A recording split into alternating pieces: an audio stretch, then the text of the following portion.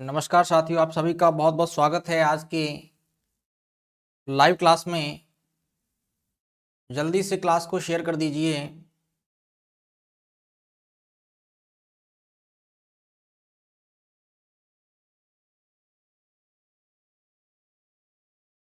आज Rajasthan current affairs की चौथी क्लास है।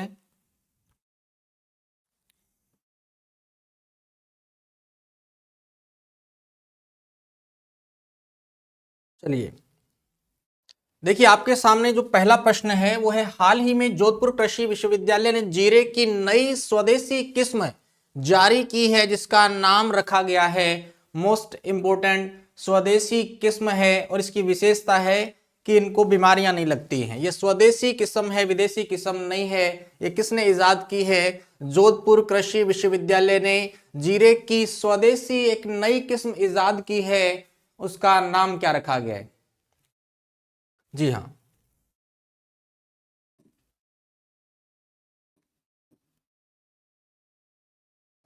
उसका नाम रखा गया है जीरा फर्स्ट। क्या रखा गया है? जीरा फर्स्ट या जीरा वन रखा गया है। जीरा वन नाम रखा गया है। अब देखिए, इसी के साथ हम बात करें जीरा मंडी, तो जीरा मंडी भी कहाँ है भाई? जोधपुर के अंदर है। जीरा मंडी भी कहाँ है? जोधपुर में है। जीरा मंडी कहाँ है? जोधपुर। उससे पहले हम बात करें राजस्थान की सबसे बड़ी सब्जी व फल मंडी की बात कर लेते हैं। राजस्थान की सबसे बड़ी सब्जी व फल मंडी राजस्थान की भी है, भारत की भी है और एशिया की भी। ध्यान रखिएगा, एशिया की सबसे बड़ी, एशिया की सबसे बड़ी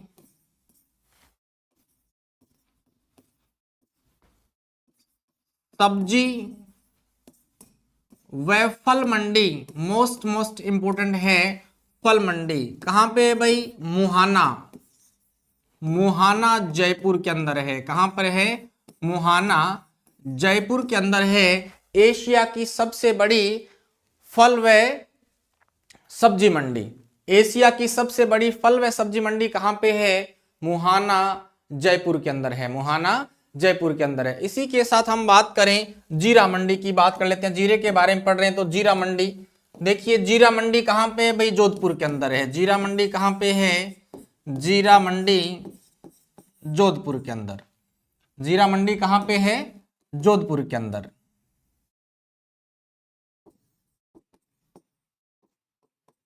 जोधपुर के अंदर। अगर नाम आ जाए मिर्च मंडी, मिर्च मंडी, तो आप उत्तर क्या करेंगे? फिर यहां पे जोधपुर अकेला नहीं आएगा, जोधपुर के साथ एक शब्द आएगा मंथानिया। क्या शब्द आएगा? मंथानिया जोधपुर में है। मंथानिया जोधपुर में। मिर्च मंडी कहां पे है? मंथानिया जोधपुर के अंदर है। मंथानिया जोधपुर के अंदर है मिर्च मंडी। जीरा one, very good very good. बहुत शानदार। साथ साथ में आंसर दिया करो बेटा।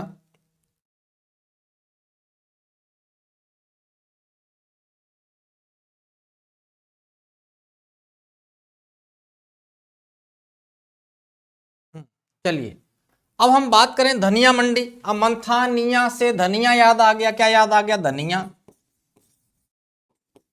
धनिया मंडी की बात करें तो ये कहां पे है? रामगंज कोटा। धनिया मंडी, धनिया मंडी कहां पे है? रामगंज, रामगंज कोटा में है। कहां है? रामगंज कोटा में है। तो इसके ब्रैकेट में यहां जोधपुर आ जाएगा बेटा, ध्यान रखना है ना। मंथानिया कहां पे है? जोधपुर में है। मंथानिया कहां पे है? जोधपुर के अंदर है। चलिए, इस बगोल मंडी की बात कर लेते हैं। देखिए, नेक्स्ट अपन बात करें इस बगोल मंडी। इस बगोल मंडी जालोर। कहां की है? जालोर की है। ऊन मंडी, मूंगफली मंडी बीकानेर। ऊन मंडी आ जाए, मूंगफली मंडी आ जाए,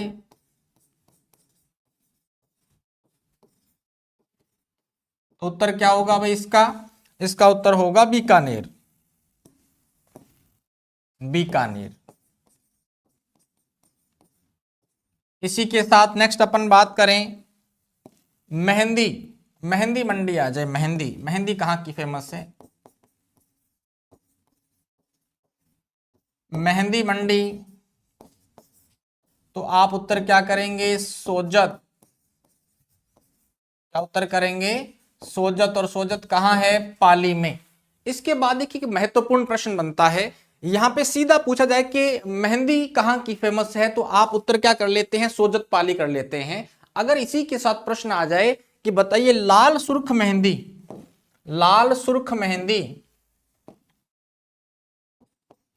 प्रश्न आ जाए लाल सुर्ख मेहंदी, लाल सुर्ख मेहंदी कहाँ की फेमस है या प्रसिद्ध है, तो आप उत्तर यहां पाली नहीं करेंगे, यहां क्या करेंगे? गिलुंड राजसमंद। क्या करेंगे? गिलुंड राजसमंद, गिलुंड राजसमंद आंसर आएगा बेटा। गिलुंड राजसमंद आंसर आएगा इसी के साथ। जी हाँ,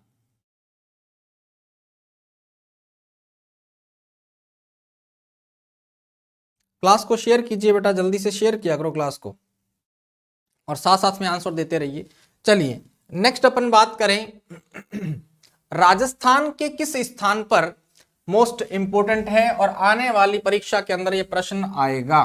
मोस्ट इंपोर्टेंट, राजस्थान के किस स्थान पर फाइटोसौर नामक मगरमच्छ जैसे सरीसृप के लगभग 20 करोड़ वर्ष पुराने जीवाश्म मिले हैं?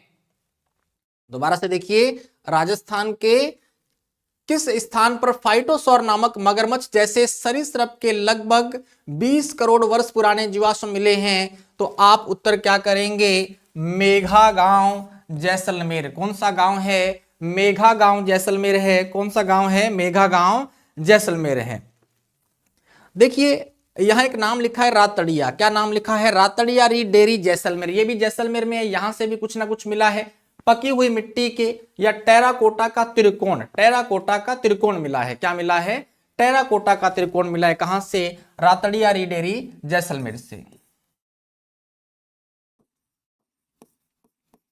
टेराकोटा का त्रिकोण मिला है। क्या मिला है? टेराकोटा का त्रिकोण कहां से मिला है? रातड़ियारी डेरी जैसलमेर, रातड़ियारी डेरी जैसलमेर। और यहां से शंख की चूड़ियां मिली हैं। किसकी चूड़ियां मिली हैं? शंख की चूड़ियां। शंख की चूड़ियां भी कहां से मिली हैं? रातड़िया से मिली हैं। शंख की चूड़ियां, एक तो ये हो गया, दूसरा है शंख की चूड़ियां, शंख की चूड़ियां। ये दो बातें आप रातड़िया में ध्यान रखेंगे। इसका आंसर क्या है? वैसे मेघा गांव जैसलमेर है। आंसर क्या है? मेघा गांव जैसलमेर है। ये दो बातें आप रातड़िया में ध्यान रखेंगे। बांसियाड़ गांव झुंझुनू, कौन सा गांव है? बांसियाड़ गांव झुंझुनू। यहां तांबे की रिंग व हड्डी से बने औजार, तांबे की रिंग व तांबे की रिंग व हड्डी से बने औजार मिले हैं। हड्डी से बने औजार मिले हैं। मोस्ट इंपोर्टेंट है, तांबे की रिंग व हड्डी से बने हुए औजार कहां से मिले हैं? बांसियाड़ गांव झुंझुनू से मिले हैं। तो ये तीनों के बारे में आप ध्यान रखेंगे, और ये दूसरे का उत्तर क्या हो जाएगा? 2 नंबर हो जाएगा, मेघा गांव जैसलमेर। बाकी 2 ऑप्शन का मैंने आपको बता दिया। सादेवाड़ा के अंदर भी अनुमान है कि सिंधु घाटी सभ्यता से जुड़े हुए कोई ना कोई अवशेष मिल सकते हैं। यहां पर भी खोजबीन जारी है। हाँ लिख देता हूं, सिंधु घाटी सभ्यता से, सिंधु घाटी सभ्यता से संबंधित अवशेष मिलने की संभावना है। अवशेष मिलने की संभावना है। यहां पर भी खोज जारी है। सादेवाड़ा जैसलमेर के अंदर खनन जारी कर रखा है।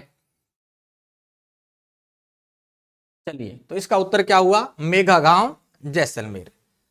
कर्म भूमि से मातृभूमि अभियान का संबंध मोस्ट इंपोर्टेंट है। प्रश्न देखिए, कर्म भूमि से मातृभूमि अभियान का संबंध किसके साथ है? हस्तकलाओं के संरक्षण से है, चिकित्सा सेवाओं से है, या वन्य जीवों की सुरक्षा से है, या जल संरक्षण एवं भूजल पुनर्भरण को बढ़ावा देने से है?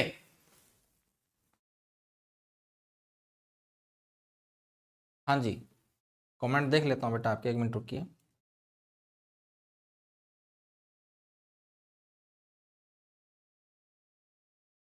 हाँ, मंडी जोधपुर, ठीक है ठीक है। हाँ, नेक्स्ट प्रश्न आपके सामने है, कर्म भूमि से मातृभूमि अभियान का संबंध किससे है? तो इसका सही उत्तर रहेगा जल संरक्षण एवं भूजल पुनर्भरण को बढ़ावा देने से है। किससे है? जल संरक्षण एवं भूजल पुनर्भरण को बढ़ावा देने से है। कौन सा अभियान है भाई? कर्म भूमि से मातृभूमि अभियान है। चलिए व्याख्या देखते हैं। प्रधानमंत्री श्री नरेंद्र मोदी जी के कैच द रेन, बरसात को पकड़ना है ना, अभियान से प्रेरित होकर राजस्थान में कर्म भूमि से मातृभूमि अभियान चलाया जा रहा है। यह प्रारंभ देखिए कब हुआ है? 15 जनवरी 2025 सांगानेर से शुरू हुआ है। कहां शुरू हुआ है? सांगानेर से। और संचालन हेतु राज्य स्तरीय समिति बनाई गई है। राज्य स्तरीय क्या बनाई गई है? समिति बनाई गई है। और इस समिति के अंदर सदस्य कितने हैं? 31 हैं। और इनके जो अध्यक्ष कौन है? माननीय मुख्यमंत्री भजनलाल शर्मा जी स्वयं है।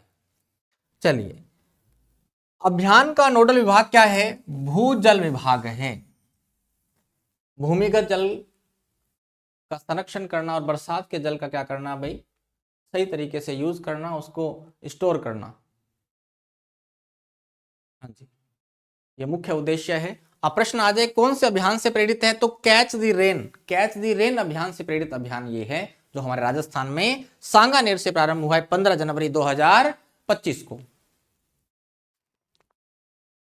चलिए, यहां लिखा है सौंध माटी, सौंध, ये ध लिखा हुआ बेटा, सौंध माटी प्रलेखन योजना का संबंध है। सौंध माटी प्रलेखन योजना का संबंध किसके साथ है? शिक्षा से है, स्वास्थ्य से है, कृषि से है, या जनजातीय सांस्कृतिक विरासत व ज्ञान कला व परंपराओं से? जल्दी से आंसर देंगे, क्या उत्तर रहेगा जल्दी से?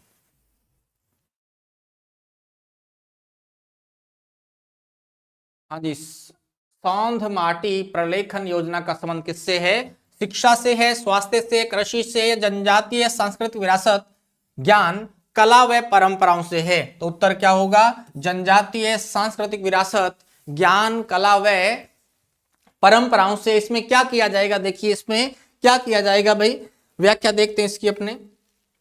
इस योजना का उद्देश्य भील, मीणा, गरासिया, सहरिया तथा डामोर आदि जनजातियों की सांस्कृतिक विरासत, ज्ञान, कला व परंपराओं का डिजिटल रिकॉर्ड तैयार करना है। डिजिटल रिकॉर्ड तैयार करना है। सौंध माटी प्रलेखन योजना का संबंध किसके साथ है? यहां सामान्य भाषा पढ़ें तो भील, मीणा, गरासिया, सहरिया, डामोर आदि जनजातियों की सांस्कृतिक विरासत, ज्ञान, कला और परंपराओं का डिजिटल रिकॉर्ड तैयार करना है। नेक्स्ट हम देखें, इसका जो नोडल विभाग है वो कौन है? जनजातीय क्षेत्रीय विकास विभाग है। और इस योजना की शुरुआत 15 नवंबर 2025 को डूंगरपुर से शुरू हुई है। कहां से शुरू हुई है? डूंगरपुर से शुरू हुई है। मोस्ट इंपोर्टेंट याद रखेंगे। अब हम बात करें जनजातियों के बारे में, तो प्रश्न बनता है कि जनजातियों का निर्धारण कौन करता है? जनजातियों का निर्धारण कौन करता है?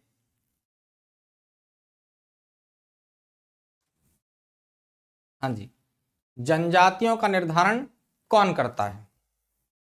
ऑप्शन में दो चीजें आ सकती हैं।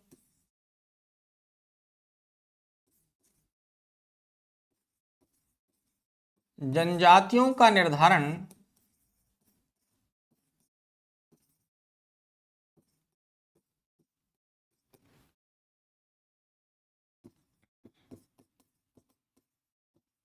राष्ट्रपति की सिफारिश पर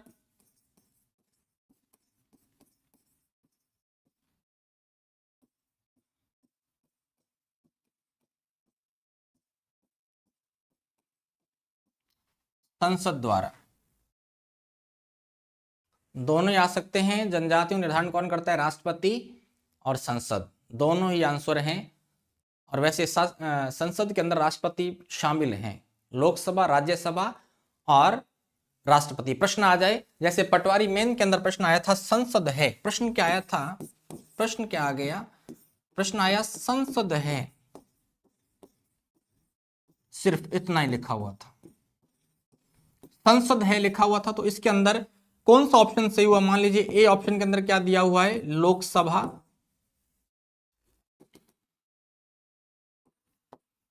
अलग कलर में लिख के देता हूं बेटा, साफ दिखाई देगा।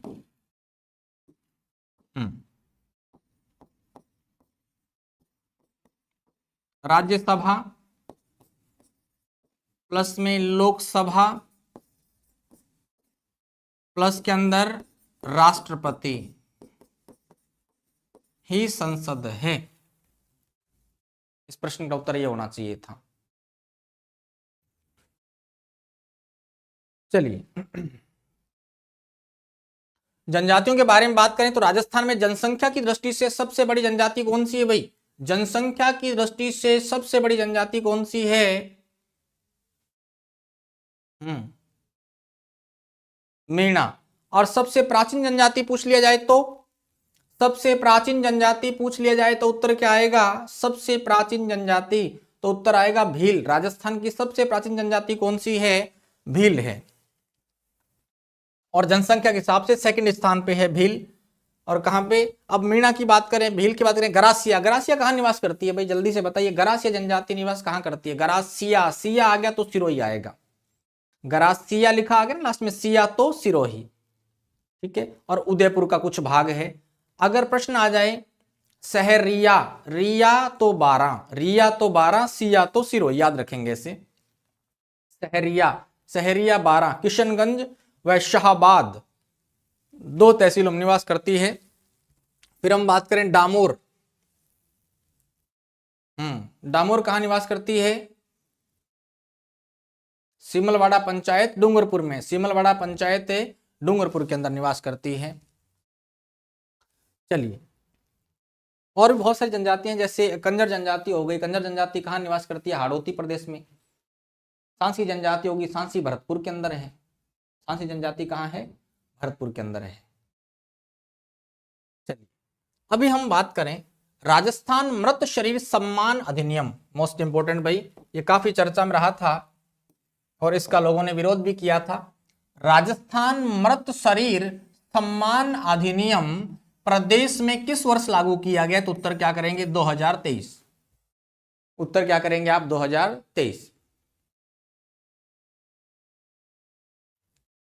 हाँ जी, उत्तर क्या करेंगे? 2023। मोस्ट इंपोर्टेंट है क्योंकि ये विवाद में रहा था, इसीलिए ये प्रश्न परीक्षा में आ सकता है। राजस्थान मृत शरीर सम्मान अधिनियम प्रदेश में किस वर्ष लागू किया गया? इसका क्या मतलब था भाई?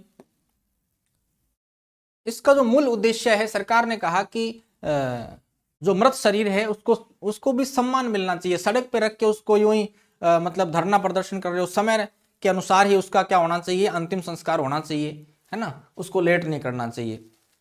अब देखो व्याख्या क्या है। यह अधिनियम 18 अगस्त सन 2023 से प्रभावी है। 18 अगस्त सन 2023 से क्या है? प्रभावी है, ये याद रखेंगे। अब शव न लेने पर, शव न लेने पर 1 वर्ष तक क्या है? जेल है प्लस में जुर्माना है। मान लो कोई परिजन है वो शव लेने से इनकार कर देता है, ठीक है, जो उसका गार्जियन से या हम कहें उसका जो केयर टेकर था, ठीक है, वो उसका शव लेने से इनकार करता है तो उसको 1 वर्ष की जेल प्लस में क्या होगा? जुर्माना भी लग सकता है। पहला ये। दूसरा देखिए, शव का उपयोग विरोध प्रदर्शन में करना। कहां करना भाई? विरोध प्रदर्शन में, कोई धरना लगा के बैठ जाना। और किसके द्वारा करना ये काम? परिजन के। मान लो अगर कोई परिजन ये काम कर रहा है, कोई परिजन ये काम कर रहा है तो परिजन को कितने वर्ष की जेल हो सकती है? 2 वर्ष की जेल हो सकती है। कौन कर रहे? विरोध प्रदर्शन कौन कर रहा है? सबको, मान लो अस्पताल है या उसमें डॉक्टर की लापरवाही से या कहें कैसे भी मरीज की डेथ हो गई तो लोग क्या करते थे? उस शव को उठाकर अस्पताल के मुख्य द्वार पे रखेंगे और वहां धरना लगा के बैठ जाएंगे। ठीक है, तो ऐसा करेंगे कौन? अगर उसमें परिजन है तो परिजन को तो 2 वर्ष की जेल हो सकती है प्लस में जुर्माना। और नेक्स्ट प्रश्न देखिए, शव का उपयोग विरोध प्रदर्शन में करना किसके द्वारा? अन्य व्यक्ति के द्वारा।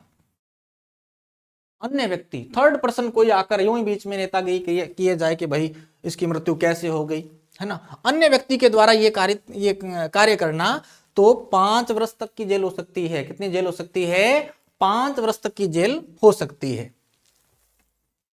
चलिए नेक्स्ट प्रश्न देखिए, ये भी काफी चर्चा में है, रूफटॉप सोलर। रूफटॉप सोलर की बात करें, रूफटॉप सोलर स्थापना में राजस्थान का कौन सा जिला प्रथम रहा है?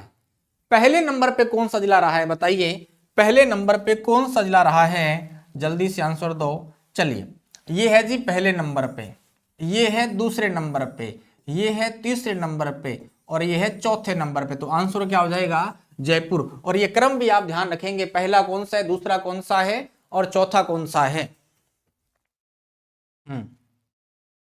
सबसे ज्यादा जो रूफटॉप सोलर लगे हैं या छत पे जो सोलर लगे हैं वो कहां लगाए गए हैं? जयपुर में लगाए गए हैं, जयपुर में लगाए गए हैं। अभी हम बात करें रूफटॉप सोलर स्थापना के अंदर, देखिए सब्सिडी आती है, स्थापना में क्या मिलती है? सब्सिडी। क्या आती है? सब्सिडी आती है। अब सब्सिडी जो केंद्र सरकार की तरफ से आएगी,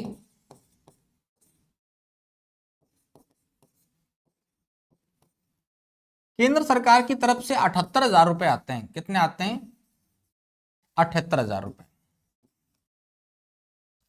कितने आते हैं? 78,000 रुपए। और राज्य सरकार,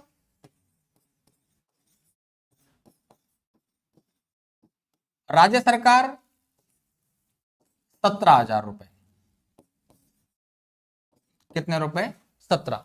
केंद्र सरकार कितने रुपए देती है भाई? सब्सिडी 78,000 रुपए और राज्य सरकार कितना देती है? 17,000 रुपए। और टोटल कितना हो गया? बताइए जल्दी से। 8 7 15, 5 7 8 9 95, 95,000 रुपए टोटल मिलते हैं। टोटल कितनी सब्सिडी मिलती है? 95,000 रुपए से सब्सिडी जो है वो मिलती है रूफटॉप लगाने पर। ध्यान रखिए, कमर्शियल में नहीं मिलती है, घरेलू मिलेगी। किस में मिलेगी? केवल घरेलू मिलेगी, कमर्शियल में नहीं मिलती है, डोमेस्टिक में मिलती है। हाँ जी, देखिए 7वां प्रश्न आपके सामने, यूनेस्को के द्वारा सन 2025 में किस त्योहार को अमूर्त विश्व धरोहर सूची में शामिल किया गया है? मोस्ट इंपोर्टेंट, किसको किया गया है? दीपावली। किसको किया गया है? दीपावली। एक प्रश्न है आपके सामने, प्रश्न देखिए, दीपावली का त्योहार कितने दिन चलता है? प्रश्न, दीपावली का त्योहार, मोस्ट इंपोर्टेंट है बेटा ये,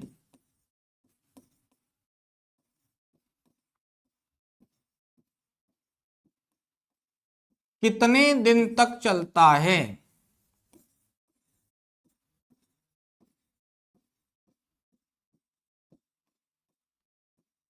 चलो देखते हैं कौन सही आंसर देता है। जल्दी से आंसर दो बेटा। दीपावली का त्योहार कितने दिन तक चलता है? 1 2 3 4 5।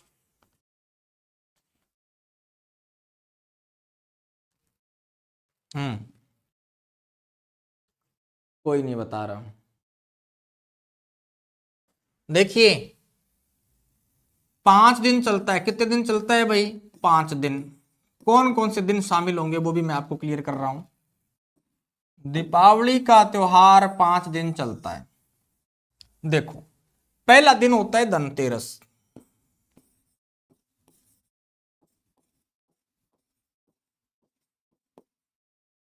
धनतेरस।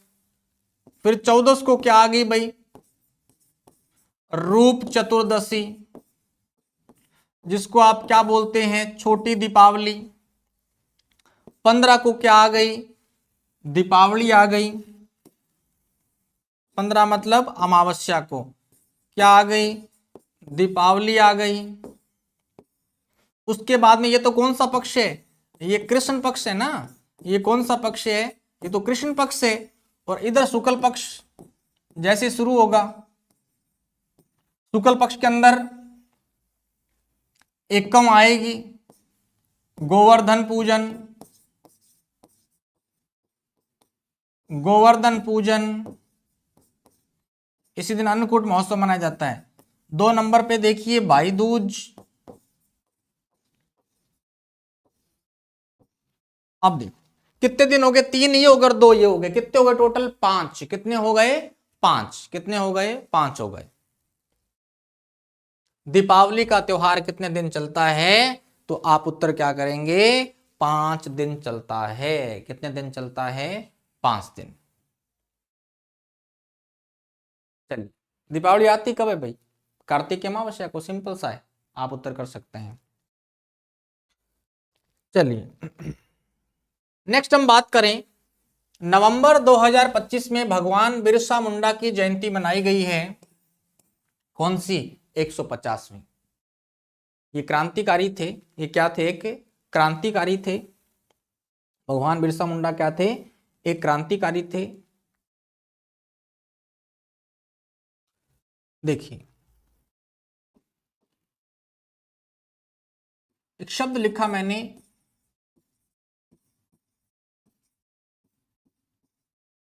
उलगुलान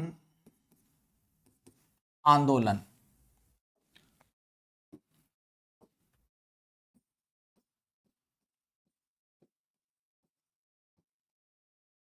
कौन सा आंदोलन है, उलगुलान आंदोलन। और ये आंदोलन चलाया किसने था भाई, बिरसा मुंडा ने चलाया था, मुंडा जनजाति के लिए। मुंडा जनजाति की आवाज उठाने के लिए, मुंडा जनजाति के अधिकारों के लिए आवाज उठाने वाला बंदा कौन है, बिरसा मुंडा जी हैं। और इस शब्द का अर्थ क्या है, महान हलचल। शब्द का अर्थ क्या है इसका, शब्द का अर्थ महान हलचल।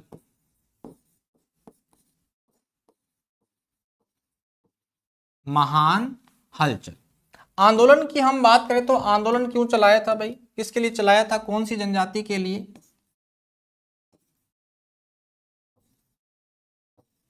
मुंडा जनजाति।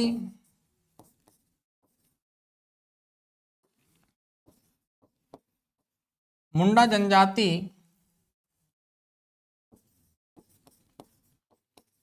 के पक्ष में अंग्रेजों के खिलाफ।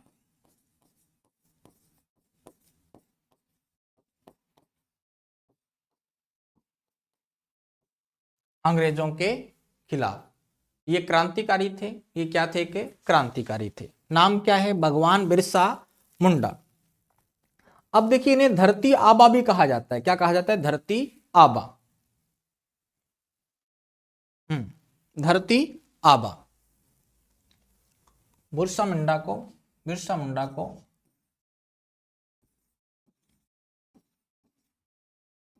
धरती आबा के नाम से पुकारा गया।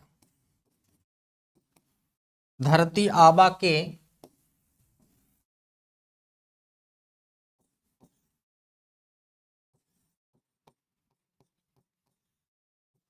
के नाम से पुकारा जाता था, जिसका अर्थ क्या है भाई, धरती के पिता। अर्थ क्या है, धरती के पिता, धरती आबा, धरती के पिता। चलिए, बिरसा मुंडा जी जो है ये मूल रूप से झारखंड के रहने वाले थे। झारखंड के रहने वाले थे, आदिवासी क्रांतिकारी थे या आदिवासी नेता थे। मूल रूप से कहाँ के रहने वाले थे, झारखंड के रहने वाले थे। झारखंड के